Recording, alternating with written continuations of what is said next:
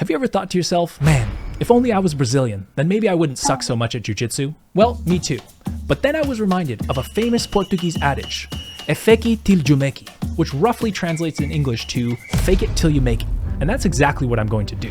In this video, I will be embarking on a specialized covert operations mission. A SCOM, if you will. Going undercover in order to win a local jiu-jitsu blue belt competition. However, skill alone may not be enough. You see, this is my first blue belt competition, and I'm not even a blue belt. In order to win this competition, I will need every advantage I can get. So I, Jesse Beavis, white belt, will be competing at Grappling Industries as 28-year-old Brazilian blue belt phenom Jesse Dhaliwal. They'll never see it coming. But you might be asking, how, pray tell, do you plan to pull this off?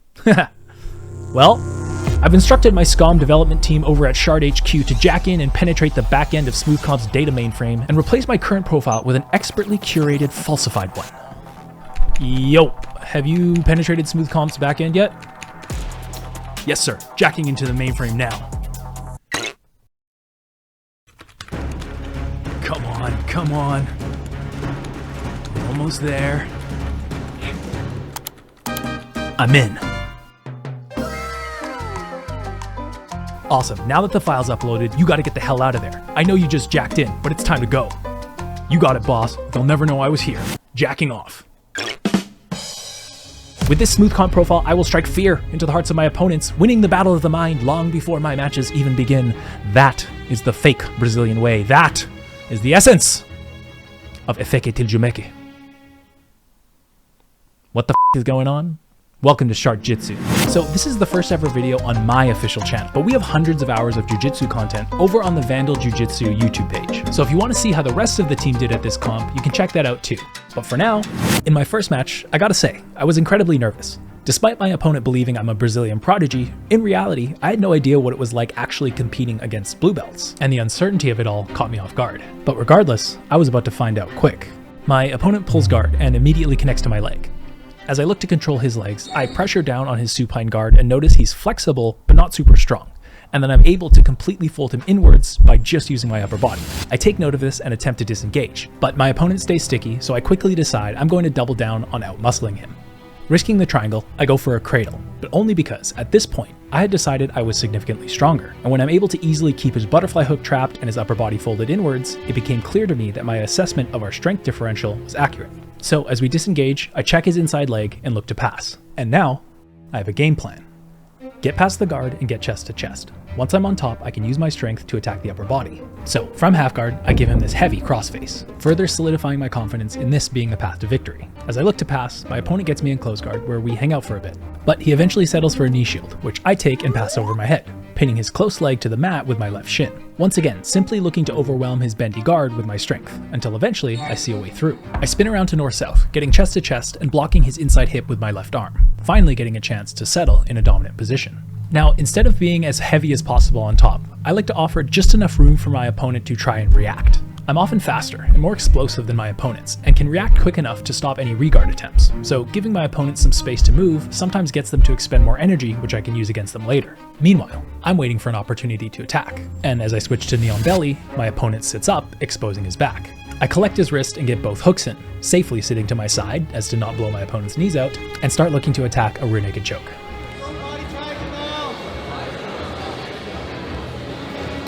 My opponent is tucking his chin, preventing me from accessing the neck, so I take my hand and lift him by the face, and slide my arm in for the choke. Let's go! Let's go! So for now, my undercover identity remains intact. If I would have lost my first match, it would have been obvious that I'm not a Brazilian, and my cover would have been blown. But as it is right now, no one suspects a thing. But then, in my second match, everything changes. My opponent aggressively closes the distance, so I pull guard and start attacking his legs. At blue belt, you're allowed to reap, so my plan is to take control of the ankle, feed my reaping leg over top, and work a straight ankle from game over.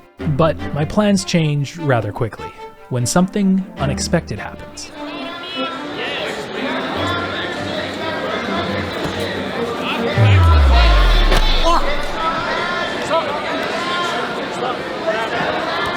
I just kind of slow out first. Did you slow out first? Yeah, I kind of like that. Are you okay? Yeah, but I think that. I understand.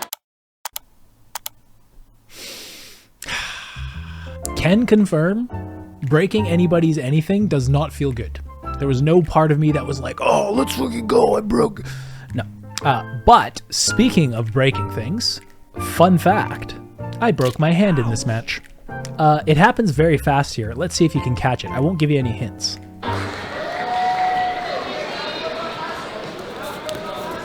Crack! Anyways, yeah, I broke my hand there. When I pulled guard, I had an overhook. I was framing away as his body was coming down, and got a little snappy poo. Right there.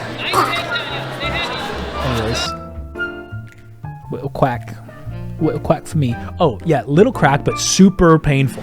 But I wasn't gonna let that stop me. After all, I grew up on the streets of the favelas in Sao Paulo, where breaking bones and other difficult things happened all the time. And I've been shaped by those experiences, which is where this grit comes from. The match begins, and as you can probably imagine, I don't want to be doing much hand fighting, so I grab a collar tie with my good hand and pull guard. I come up immediately and get sweep points. My opponent tries to stay connected to me as I try to free my legs and initiate a pass. I'm able to slide through and eventually settle into judo side. But unlike my first match, I'm not confident here. I find myself needing to stay heavy on my opponent's chest as he's much stronger than my previous opponent. So as he bridges up, I switch to knee on belly, which allows him to build up, and I'm forced to switch to front headlock. Now, I can't connect my hands in any way because of the pain. And then my opponent grabs and begins to squeeze my broken hand. So I'm forced to react. I come up on top and insert a single hook. And when my opponent shakes it, I switch to the other, maintaining back control. My opponent bases out and I roll him over, getting my second hook in the process. As I'm looking to attack the neck, my opponent once again beats my bottom hook and I'm forced to chase over top. Maintaining back control here is my only goal. If I lose this position, I likely won't find a better opportunity to find a sub. So, I go for broke. I either get the sub here or this match is over.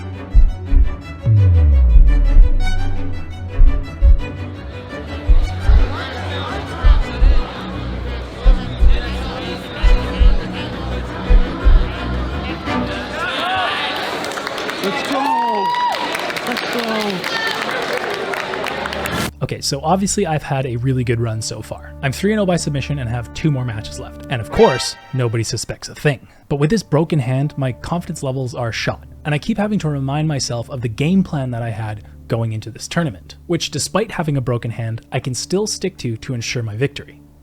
You see, going into this tournament, I was very, very specific about what my intentions were, and I built a game plan around that. I wasn't expecting a specific outcome. Instead, I had one singular goal in mind. But to understand it, we have to go back over the past year, where I competed at white belt 3 times, and before every tournament, my coaches and peers would ask me, "What's your game plan?" But I could never come up with a good answer. I found out I liked sitting. I knew I had a killer straight ankle lock, but I also loved playing from bottom close guard or attacking triangles and arm bars. So the idea of creating a specific pathway for me to follow in order to win just felt stifling to me. But luckily, looking back over my time at white belt, I was able to figure out exactly what I needed in order to maximize my chances of winning today. And that is as follows. When my last match is over, however far I get, I will be less tired than the guy standing across from me. This idea comes from recalling the feeling of the adrenaline dump I experienced at my first comp, when I spazzed out in my 3rd match against Saba. It was a classic first-time competitor adrenaline dump, but I've never forgotten the feeling. The nerves got the better of me, and I felt like I lost complete control of my body. And I was just as nervous this time around. But I wasn't going to make that same mistake again. So before every match, the last 3 thoughts that went through my head were, conserve your energy, be less tired than him at the end of it, and trust you'll find a submission. Clear your head of any other thoughts, and you will find your game. So, as I step onto the mats for my 4th match, the pressure is on. The winner of this match moves on to the finals, and the loser will be fighting for bronze. Now, after watching my opponent's previous matches, I decided that he was definitely the most technically skilled competitor in the bracket. So I have to resort to some mind games to boost my confidence.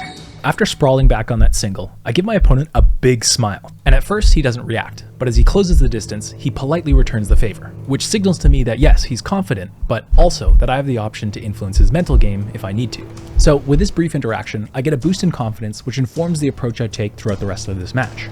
You see, in the training room, I'm a very slow player. I pretty much always pull guard and like to attack the legs and stuff, but in my last 3 matches, because of the nerves, I wasn't able to get to my A game. However, in this match, after pulling guard, I get a chance to use my wiry legs to threaten one of my favorite submissions, the triangle. But my opponent defends by checking my left leg, preventing me from coming up over top, while also looking for counters, almost hitting this back step and passing me into side control. But I defend and throw up one more attempt at a triangle that gets stuffed, and we reset into a bit more of an open guard. And this is the moment where I really start getting my game going. After he disengages, I barely change my posture, inviting him to re-enter my guard. As he picks up my feet and puts me on my back, I invert, trying to bait him into an upper body attack. But he doesn't bite, keeping his distance, so I hit him with this move. Not part of the plan, but I stay supine and continue to entice him into a pass. As he looks to circle around, I show some long frames, then I invert once, then twice, and then he bites, where I control his arm in the inversion and shoot up into a triangle, but he immediately defends by posturing up. I stay connected to his arm and start looking for an armbar or something, but he's able to free his arm and starts smashing me, eventually scoring 3 points for the pass. I shrimp out and get my legs back inside, and after a final attempt at smashing through, my opponent resets. I sit up and take this slight angle before sitting back and reassuming my nonchalant posture. I gauge my distance, take a fake look at the clock, and then launch my final attack. Let's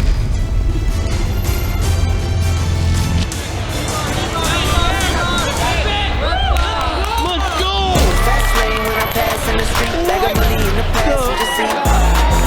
Some calls been asking for me on the road from the west to the east. What the fuck? Way up, I might never come down, cause the coast wrecking at the flame now. So high, I might never come down, so this is my lifestyle.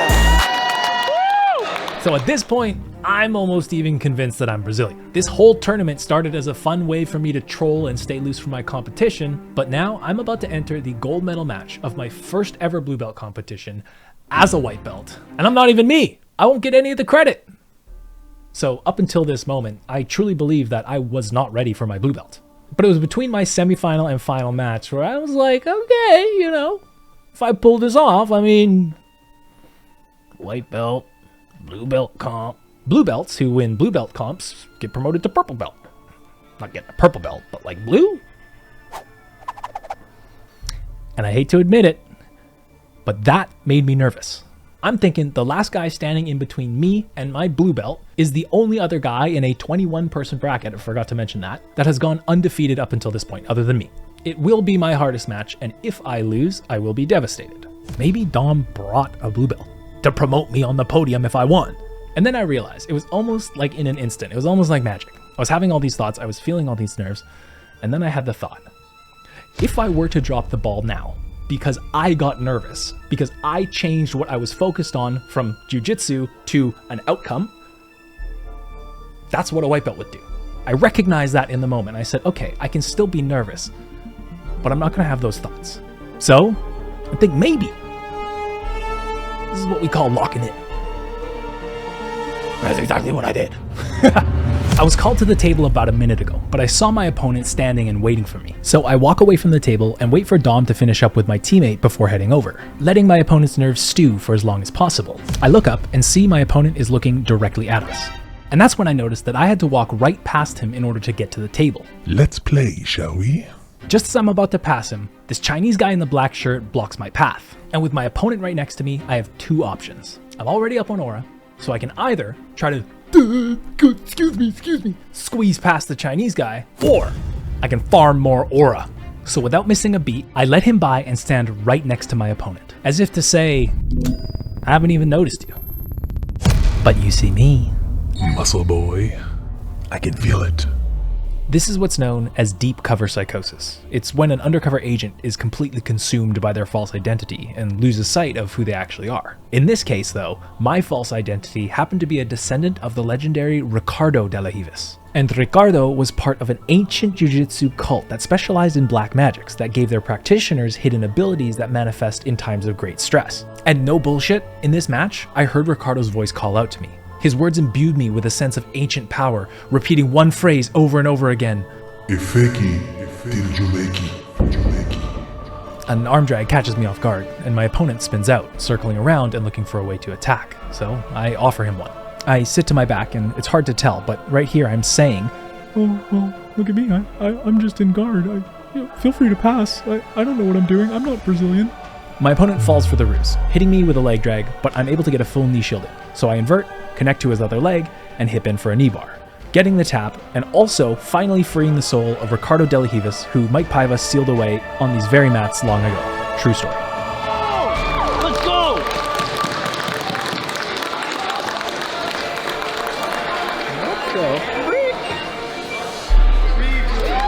Let's go! Magnificent! Magnificent! Let's go! Oh my god. That's it, right? Yeah, that's it. Fucking first blue belt comp, 6-0 baby, all subs. So that's the story of how I went undercover as a Brazilian to win a Brazilian Jiu-Jitsu tournament. And as a little side quest, I guess I proved I could hang with the blue belts. So